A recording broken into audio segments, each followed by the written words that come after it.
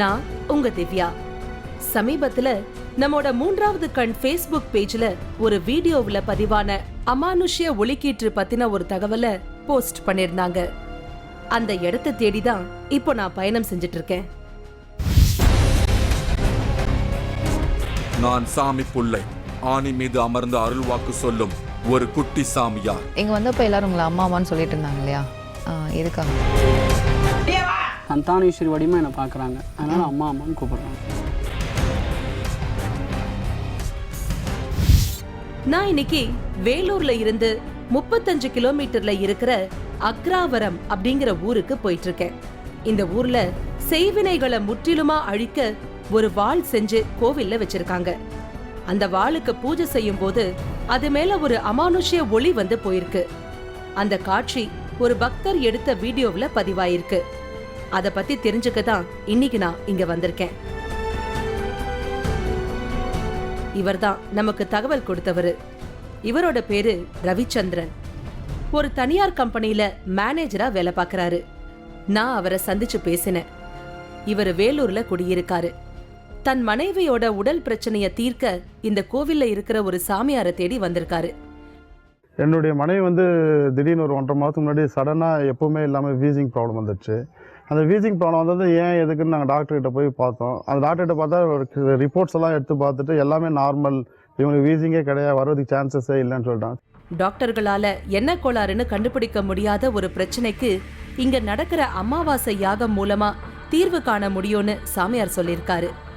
அந்த யாகத்துல கலந்துகிட்ட சில நாட்கள்லயே நல்ல முன்னேற்றம் கிடைச்சிருக்கு. ஃபர்ஸ்ட் அமாவாசை வந்தோம். அப்போ கலந்துட்டு போனதுலேருந்து கொஞ்சம் எங்கள் மனைவிக்கு உடல்நிலை நல்லா தேறி கொஞ்சம் நல்லா இருந்தாங்க. சரி, 2வது அமாவாசை சொன்னாலே நான் அப்போ 2வது அமாவாசைக்கு வந்தோம். சரி, நான் அப்போ தான் அந்த சோனி ஹேண்டி கேம் எடுத்து நான் ஷூட் பண்ண ஆரம்பித்தேன். அப்போ சடனாக தான் எனக்கு தெரியும், ஏதோ ஒரு புதுசாக ஒரு கத்தி எடுத்துன்னு பிரதிஷ்டை பண்ணுறாங்க. அந்த கத்தி இனிமேல் அம்மா கிட்ட வைக்க போகிறாங்க அப்படின்ற விஷயம். கத்தி எடுக்கும்போது ஒரு ஒளி அந்த அம்மாவினுடைய ஸ்டாச்சுவிலேருந்து சிலையிலேருந்து வர மாதிரி தெரிஞ்சுது. எனக்கு அந்த வீடியோவை காட்ட சொன்னேன். இதுதான் அந்த வீடியோ.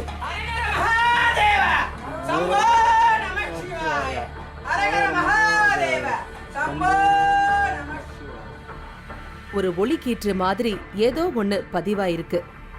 இது பார்க்க சன்லைட்டோட ரிஃப்ளெக்ஷன் மாதிரி எனக்கு தோணுச்சு.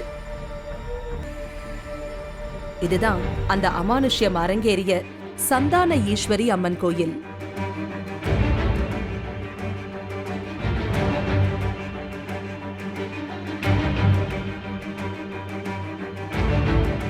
ரொம்ப சின்ன இடத்துல அம்மன் சிலை வச்சு வழிபாடுகள் செஞ்சிட்டு இருக்காங்க. இந்த அம்மன் சிலையோட கையில புதுசா செய்யப்பட்ட ஒரு வாள் இருந்தது. இந்த வாளை கொண்டு வரும் போதுதான் ஏதோ ஒரு ஒளிக்கீற்று பதிவாயிருக்கு. செய்வினை பிரச்சனைகளை வேரோட வெட்டி வீழ்த்த இங்க இருக்கிற சாமியாரோட கனவுல அம்மன் ஒரு வாள் செஞ்சு வைக்கும்படி உத்தரவு கொடுத்திருக்காங்க. அதன்படிதான் இங்க வாள் செஞ்சு வச்சிருக்காங்க. ஒவ்வொரு கிராமத்திலையும் இப்படி ஒரு இடம் இருக்கும். ஊர்ல யாருக்காவது பேய் பிடிச்சாலோ வேற ஏதாவது பிரச்சனை அப்படின்னாலோ மக்கள் இந்த மாதிரி இடத்துக்கு சாமி கும்பிட்டுட்டு அருள்வாக்கு கேட்டுட்டு போவாங்க. அப்படி ஒரு இடமாத்தான் இதுவும் எனக்கு தெரிஞ்சது. இங்க அருள்வாக்கு சொல்வாங்கன்னு நான் கேள்விப்பட்டேன். ஆனா மத்த இடங்கள் மாதிரி இல்ல, இங்க வித்தியாசமா அருள்வாக்கு சொல்வாங்கன்னு சொன்னதும் எனக்கு ஆர்வம் வந்துச்சு. விசாரிச்சதும் தான் சொன்னாங்க, ஒரு முள் பலகையில உட்கார்ந்து இங்க அருள்வாக்கு சொல்வாங்களாம். கேட்கவே வினோதமாயிருந்தது. அதையும் தான் இன்னைக்கு பார்க்கத்தானே போறோம்னு இங்க அருள்வாக்கு சொல்றவரை நான் தேடினேன். இவர்தான் சந்தோஷ் சாமி. இத்தனை பரபரப்புக்கும் காரணமானவரு இவர்தான். நான் அவர்கிட்ட பேச தொடங்கினேன். இங்க இருக்கிறவங்க எல்லாரும் இவரை அம்மான்னு தான் கூப்பிடுறாங்க. வணக்கம். உங்க பேர் சொல்லுங்க. என் பேர் சந்தோஷ் சாமிகள். இங்க வந்தப்ப எல்லாரும் உங்களை அம்மா அம்மான்னு சொல்லிட்டு இருந்தாங்க இல்லையா? எதுக்காக அப்படி? எதுக்காகனா இங்க சந்தானேஸ்வரி வடிமா என்னை பார்க்குறாங்க, அதனால அம்மா அம்மான்னு கூப்பிடுறாங்க. சந்தோஷ் சாமி என்கிட்ட பேசிட்டு இருக்கும் போது நான் சாமி புள்ள அப்படின்னு அதிரடியா ஒரு விஷயத்த சொன்னாரு. தன்னோட அம்மா அப்பாவை காட்டி நான் இவங்களுக்கு சொந்தம் இல்லைன்னு சொல்லி ஆச்சரியத்தை ஏற்படுத்தினாரு. இதுக்கெல்லாம் காரணம் இப்போ இவரோட உடம்புக்குள்ள இருக்கிறதும் இவரோட பிறப்புக்கு காரணமானதுமான சேன்பாக்கம் சந்தான ஈஸ்வரி தான்னு நான் புரிஞ்சுக்கிட்டேன். உடனே அந்த கோயிலுக்கு சந்தோஷையும் அவங்க அம்மாவையும் கூட்டிட்டு போனேன்.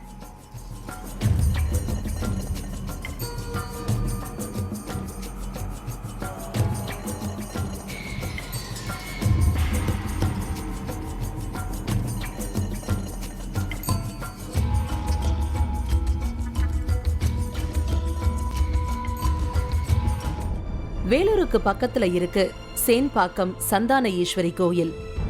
இந்த கோயிலுக்கு வந்ததுமே தன்னோட பிறந்த வீட்டுக்கு வந்தது மாதிரி சந்தோஷ் சாமி ரொம்பவே குதூகலமாயிட்டாரு.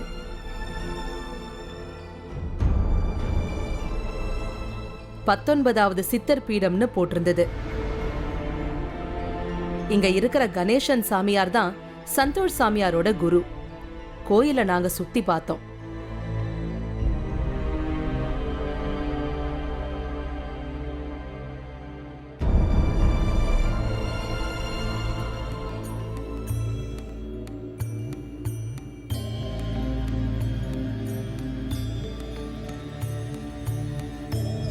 நான் சந்தோஷ் சாமி பிறக்க காரணமான அந்த சம்பவங்களை விசாரிக்க தொடங்கினேன். இவரு சின்னசாமி, சந்தோஷ் சாமியோட அப்பா. இவரு டிரைவரா இருக்காரு. இவங்க சந்தோஷோட அம்மா. கல்யாணமாகி 8 வருஷமா இவங்களுக்கு குழந்தை இல்லாம இருந்திருக்கு. எங்கெங்கேயோ போய் வேண்டிக்கிட்டவங்க கடைசியா இந்த கோயிலுக்கு வந்திருக்காங்க. இங்க இருந்த கணேசன் சாமியார சந்திச்சிருக்காங்க. அவர் மூலமா சந்தோஷோட அம்மா உடம்புல ஏதோ ஒரு துர்சக்தி இருக்குன்னு தெரிய வந்திருக்கு.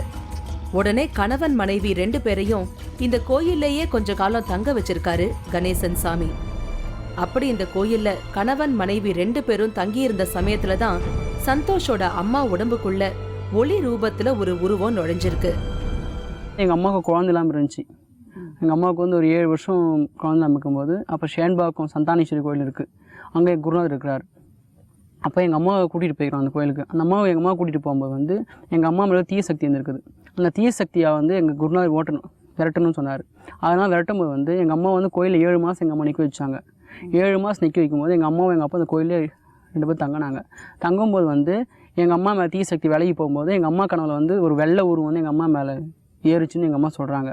அதுக்கப்புறம் வந்து நான் அந்த இதோட நான் வந்து வீட்டில் வந்து நான் பிறந்தது. தனக்கு குழந்தை பிறந்தா அதுக்கு நேர்த்தி கடனா துலாபாரம் போட்டு குழந்தையோட எடைக்கு எடையா காசு போடுறதா சந்தோஷோட அம்மா வேண்டி இருக்காங்க. ஆனா அப்படி சேர்த்து வச்சிருந்த காசு ஒரு முறை காணாம போயிருக்கு. இன்னொரு முறை காசை இவங்களோட உறவினரே திருடிட்டு போயிருக்காங்க. சாமிக்கு வந்து துலாபாரம் போட்டாங்க. துலாபாரம் எடை போட்டது. அந்த எடை போட்ட காசு வந்து ஷேன்பாக்கத்து வந்து போட முடியல. அது வீட்டிலே வச்சாங்க. வெக்கி வாசி வந்து ரொம்ப கஷ்டம் ஆயிடுச்சு. அது கஷ்டம் ஆனது வந்து அது யாரும் கண்டுக்கல. அதுக்கப்புறம் வந்து எங்கள் அம்மாவுடைய ரிலேஷன் ஒத்துக்கிறாங்க. அவங்க வந்து அந்த பணத்தை வந்து எடுத்துன்னு போயிட்டாங்க, திருடின்னு போயிட்டாங்க. திருடின்னு போனால் அந்த பணத்தை நாங்கள் போய்ங்களா மறுபடியும் போட முடியல. அப்போ சந்தோஷுக்கு வயசு 5. இந்த சமயத்துல ஊர்ல ஒரு திருவிழா நடந்திருக்கு. மத்த குழந்தைங்க எல்லாம் திருவிழாவை வேடிக்கை பார்க்கறாங்க. சந்தோஷ் மட்டும் சாமி வந்து ஆடி இருக்காரு. ஊரில் வந்து திருவிழா பண்ணாங்க. எங்கள் ஊரில் கங்கை மண் சிறப்பாக திருவிழா பண்ணுறோம். அந்த திருவிழா பண்ணும்போது வந்து அந்த திருவிழா வந்து எனக்கு ஆடி இருக்குது. ஆடின வயசு எனக்கு வந்து ஒரு 5 வயசு 6 வயசு இருக்கும். அப்போ வந்து ஆடி இருக்குது. ஆடி இருக்கும்போது வந்து யார் என்ன கேட்டால் நான் சந்தானேஸ்வரின்னு சொல்லியிருக்குது. இது வரைக்கும் 5 வயசு பிள்ளை சாமி வந்து ஆடினதா நான் கேள்விப்பட்டதே இல்லை. அப்படிதான் இங்க இருந்தவங்களும் அதிர்ந்து போயிருக்காங்க. அதுல இருந்து அடிக்கடி சந்தோஷ் மேல அம்மன் வந்து ஆடுவது வழக்கமான ஒன்னா இருக்கு. உடனே பயந்து போன சந்தோஷோட அம்மா அவரை சேன்பாக்கம் கோயிலுக்கு கூட்டிட்டு போயிருக்காங்க. அங்க இருந்த கணேசன் சாமியார் கிட்ட இது பத்தி கவலையோட விசாரிச்சிருக்காங்க. சந்தோஷ் தலையில கணேசன் சாமியார் கை வச்சு பார்த்திருக்காரு. அதுக்கப்புறம் தான் அதிர்ச்சிகரமான சில உண்மைகளை சந்தோஷோட அம்மா கிட்ட சொல்லியிருக்காரு. சந்தோஷ் உடம்புக்குள்ள சந்தான ஈஸ்வரி அம்மன் முழுசா இறங்கியிருக்காங்க. அதனால அது உனக்கு சொந்தம் இல்ல, சந்தோஷ் சாமியோட பிள்ளை. அதனால அவரை இந்த கோயில்லையே விட்டுடுன்னு சொல்லி அட்வைஸ் செஞ்சிருக்காரு கணேசன். அதுக்கப்புறம் என் குருநாதர் கூட்டிகிட்டு போனாங்க. குருநாதர் சொன்னார், என் தலைமையை கை வச்சு பார்த்தார். கை வச்சு பார்க்கும்போது இது மாதிரி உக்ரமாக இருக்கிற அம்பாள். ஆனால் வந்து என்னால் கட்டெல்லாம் போட முடியாது. இது வந்து அம்பாளுக்கு தான் சேரணும். இது நீ இந்த பையனை கோயிலில் விட்டுட்டு போங்கன்னு சொன்னாங்க. அதுக்கு நாங்கள் எங்கள் அப்பா அம்மா என்ன சொன்னாங்க, அதெல்லாம் விடுறதில்ல ஒரு பையன் சொன்னதுக்கு, இல்லை இன்னும் பண்ண முடியாது, என்னால் கட்டெல்லாம் போட முடியாது. நீங்கள் மீறி கட்டு போட்டிங்கனாக்கா உங்கள் பிள்ளைக்கே பிரச்சனை ஆகிடும், உங்கள் பிள்ளைக்கே பாதிப்பாயிடுனாங்க. உங்கள் கனவுலேயே அம்மன் வந்தாங்க? எதுவும் பேசினாங்களா? எதுவுமே பேசலை. கனவுல அந்த அக்ராவரத்தில் இருக்கிற ஆலயத்தில், அம்மன் ஆலயத்தில் அம்மன் எப்படி சிலை இருக்குதோ அந்த உருவம் மட்டும் என்னோட அந்த ஹைட்டுக்கு வந்து தினமும் கனவுல வந்து போகும்.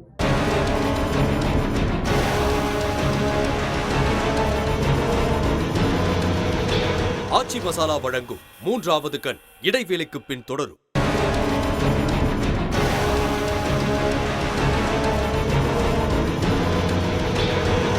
ஆச்சி மசாலா வழங்கும் 3வது கண் தொடர்கிறது. நான் இன்னைக்கு வேலூருக்கு பக்கத்துல இருக்கிற அக்ராவரம் அப்படிங்கிற ஒரு கிராமத்துல இருக்கேன்.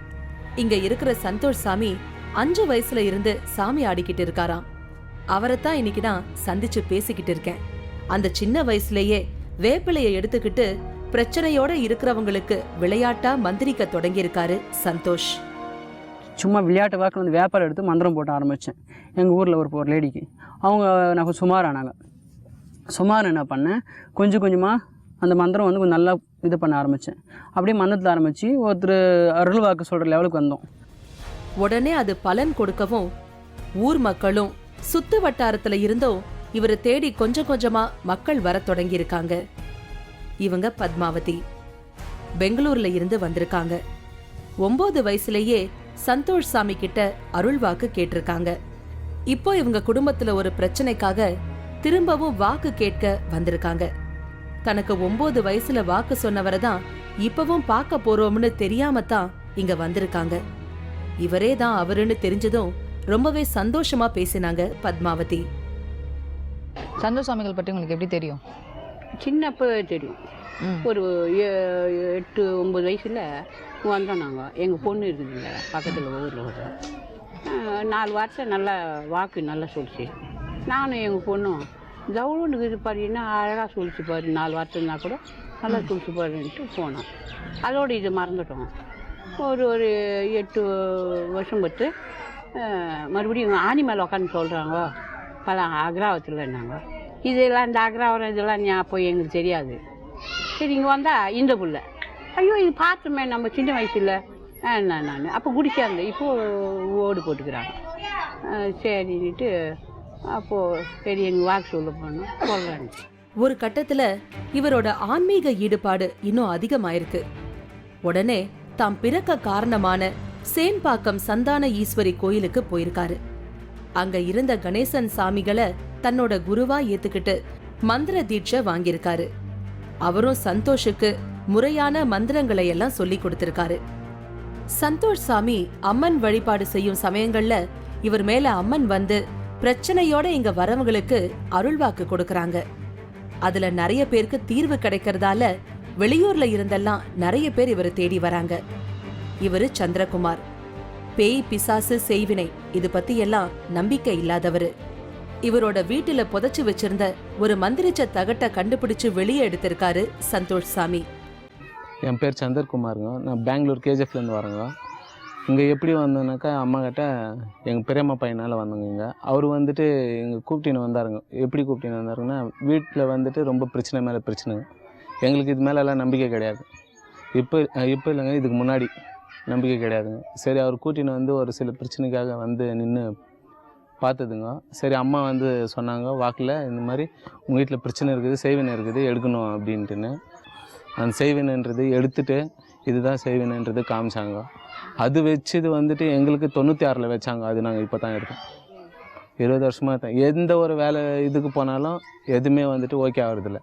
என்ன விஷயம் ஏது விஷயன்றது அங்கே வீட்டில் வந்து வாக்கு வர வச்சு கேட்டதில்ல. எல்லாம் இது தான் காரணம். இது எப்படி நான் எதில் பண்ணியிருக்காங்கன்னா அது இந்த மணி அப்புறமேல்ட்டு 1 ரூபாய் காயின் எங்கள் கை காசை வச்சு இது பண்ணியிருக்காங்க. அது நான் எதுன்னு கேட்டால் அது நெத்தி காசு அப்படின்ட்டுன்னு சொன்னாங்க. அது சொன்னதில் வந்துட்டு இப்போது ஓரளவுக்கு வீடு ரொம்ப சுத்தமாக இருக்குங்க. நாங்களும் ரொம்ப சுத்தமாக இருக்கோம். இன்றைக்கி வந்து நாங்கள் அண்ணன் தம்பிங்க 4 பேருங்க. இன்றைக்கி வந்துட்டு நாங்கள் நல்லா இருக்கிறோன்னா அது காரணம் வந்துட்டு இந்த தெய்வம் தான்.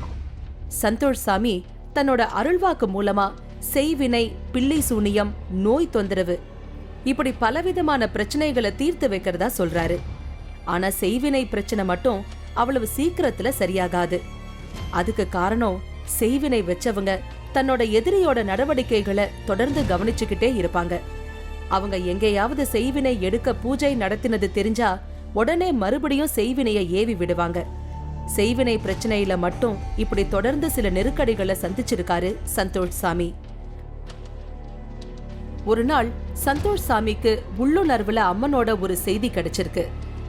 செய்வினைய வேரோட அழிக்க ஒரு ஆயுதம் தேவை. அதை எங்க செய்யணும்னோ யார்கிட்ட செய்யணும்னோ சில குறிப்புகள் இவருக்குள்ள தோணி இருக்கு. இங்கே கோயிலுக்கு மாமூலாக வராங்க, நிறைய பேர் வராங்க. நிறைய பேர் வரவங்க என்ன பண்ணுறாங்கனாக்கா செய்வனை செஞ்சிச்சு அப்படி விட்டுறாங்க. ஏவல் செய்வனை நிறைய பண்ணுறாங்க. அதனால் வந்து ஜனங்க வந்து நான் குணம் பண்ணுறேன், திருப்பி பழைய மாதிரி ஆயிடுறாங்க.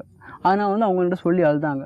அப்போ நான் அம்மா கிட்ட போய் முறையிட்டேன், ஏம்மா உன் இடத்துக்கு நாடி வராங்க, இப்படியே பழைய மாதிரியே பண்ணுக்கிறியே, அவங்க யாரும் குணம் ஆகலையே, அவங்க மறுபடியும் இந்த தான் அவதிப்படுறாங்க, உன்னை எதுவும் நம்பி வரணும் அவங்க. நான் அம்மா கிட்ட கேட்டேன். நான் அதுக்கு அந்த அம்மா என்ன சொல்லிச்சு, கனவுல வந்து டே கஷ்டப்படாத, நான் இதை செய்யறதுக்கு இதோடைய தீய சக்தி வந்து அழிக்கிறேன், நான் அழிக்கிறதுக்கு என்ன பண்ணுறேன், நீ போ, நான் ஒரு ஒருத்த சொல்கிறாங்க போய் நீ செஞ்சினுவான்னு சொன்னாங்க. என்னம்மா செய்ய சொன்ன கேட்டேன். நான் இந்த மாதிரி கத்தி ஒன்று செஞ்சினுவா, இந்த கத்தி செஞ்சு வந்தால் தான் உனக்கு எல்லா விமோசனம் ஆகும். எந்த இடமான்னு சொன்னேன். இந்த மாதிரி போலூரில் பொள்ளாச்சியம்மன் கோயில் தெரு, கோபால் அவன் தம்பி பேர் கோட்டி, அவன் இடத்துக்கு போய் நீ கத்தி செஞ்சினுவான்னு அம்மா அருள்வாக்கு சொல்லிச்சு. கேட்கவே செம்ம இன்ட்ரெஸ்டிங்கா இருந்தது. நான் வாழ் செஞ்ச இடத்துக்கு சந்தோஷ் சாமியையும் அவரோட நண்பரையும் அழைச்சிட்டு போனேன். அது திருவண்ணாமலை மாவட்டம் போலூர். இங்க இருக்கிற ஒருத்தர்கிட்ட தான் வாழ் செய்ய அம்மன் உத்தரவு வந்திருக்கு. அவரோட வீட்டுக்கு என்னை அழைச்சிட்டு போனாரு சந்தோஷ் சாமி. இவரு கோபால். கோயில்களுக்கு கத்தி செய்யறது தான் இவரோட பரம்பரை தொழில். நான் போயிருந்த சமயமும் தன்னோட தொழிற்கூடத்துல சில கத்திகளை செஞ்சுட்டு இருந்தாரு கோபால். எனக்கு இன்னொரு ஆச்சரியம் அங்க காத்திருந்தது.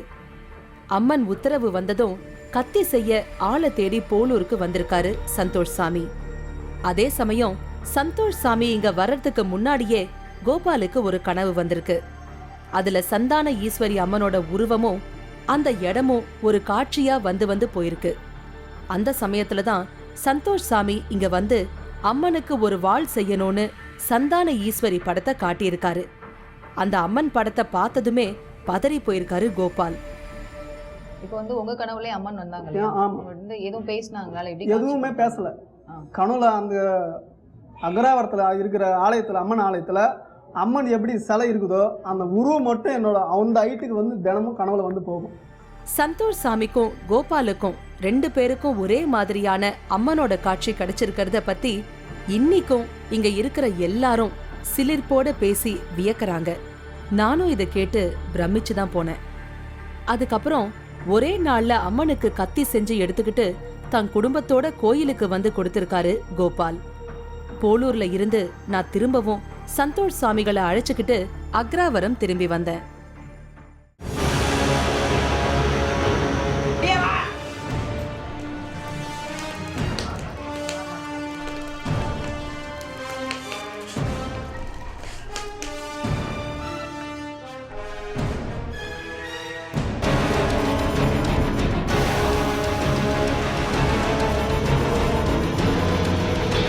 ஆச்சி மசாலா வழங்கும் 3வது கண் இடைவேளைக்கு பின் தொடரும்.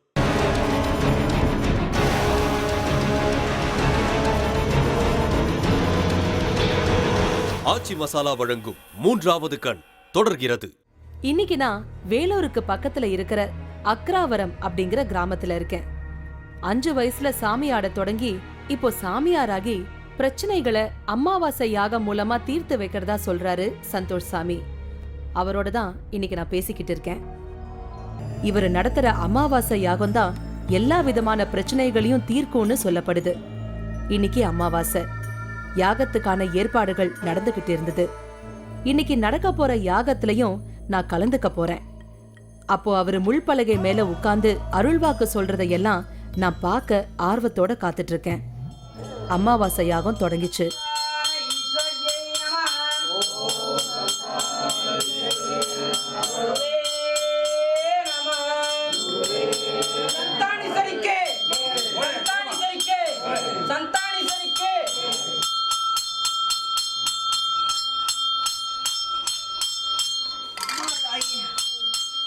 சந்தோஷ் சாமி மந்திர உச்சாடனங்களை செஞ்சு யாக பூஜை செஞ்சுக்கிட்டு இருந்தாரு.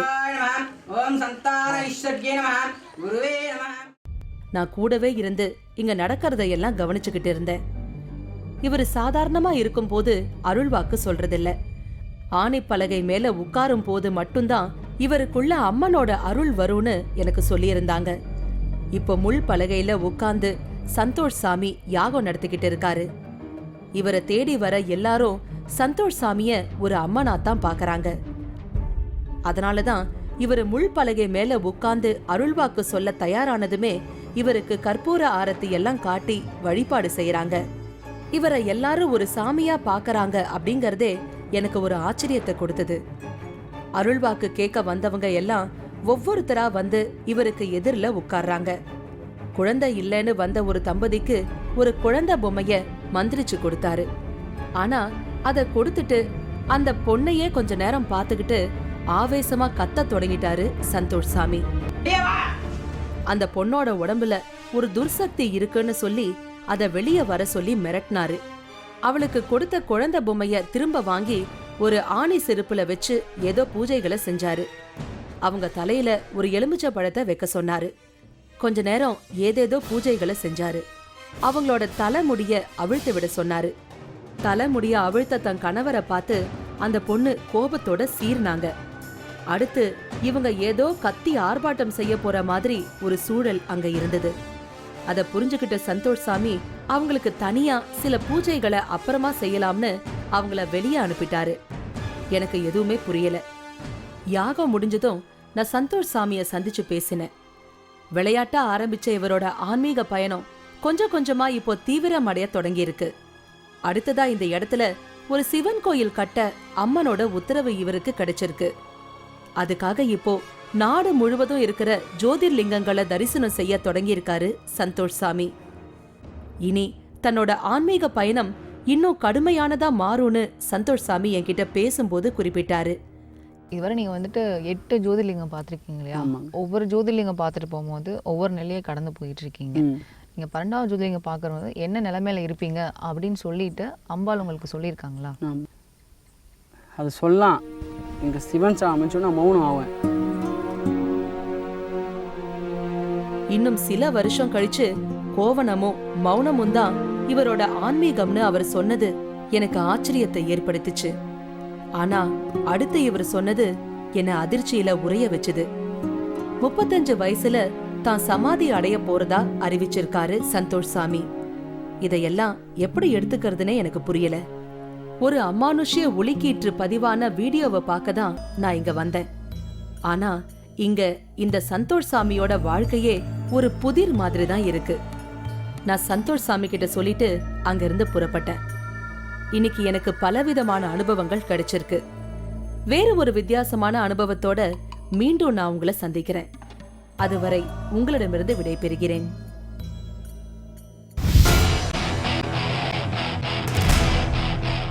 ஆயிரக்கணக்கில் ஆடுகளை பலி கொடுத்து ரத்தம் குடிக்கும் ஓர் அமானுஷ்ய மனிதர்.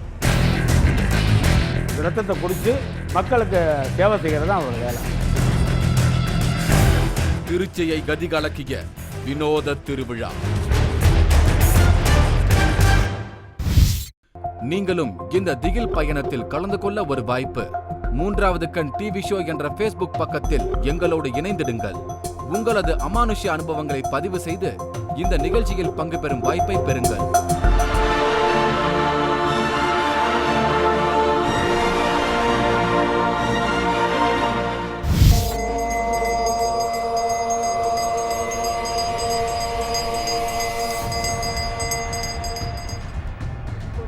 என் சொத்து பூராமல் வந்து அண்ணன் வச்சுருக்கேன்.